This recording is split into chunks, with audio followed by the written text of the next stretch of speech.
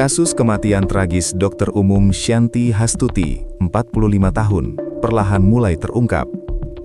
Motif kasus ini ternyata perampokan, di mana pelaku merupakan tetangga korban. Pelaku inisial FA dalam interogasi polisi seperti diunggah di Instagram, mengaku masuk ke dalam rumah korban pada saat sahur, sekitar pukul 4 hingga 5 WIB.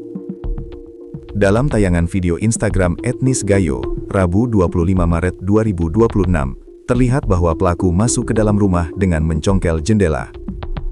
Lalu pelaku mengitari rumah korban yang merupakan tetangganya itu mulai dari dapur hingga ke lantai 2. Lalu saat mau masuk ke kamar korban di lantai 2, tiba-tiba gorden pintu kamar korban berbunyi.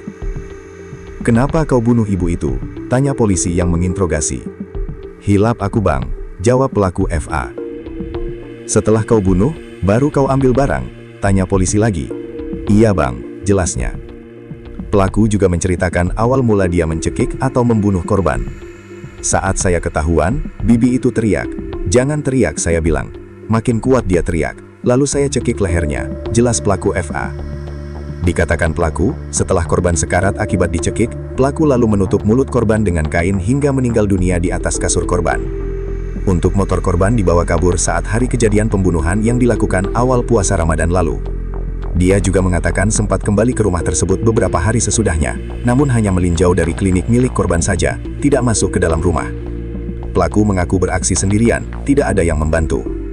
Sementara itu, Kasat Reskrim Polres Gayo Luas, Ibtu Muhammad Abidin Syah, menyebut motif sementara adalah ekonomi.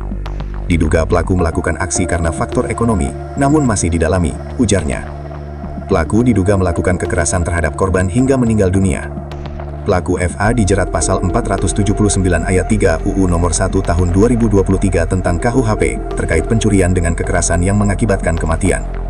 Saat ini polisi masih mendalami kasus tersebut untuk mengungkap kronologi lengkap dan kemungkinan keterlibatan pihak lain.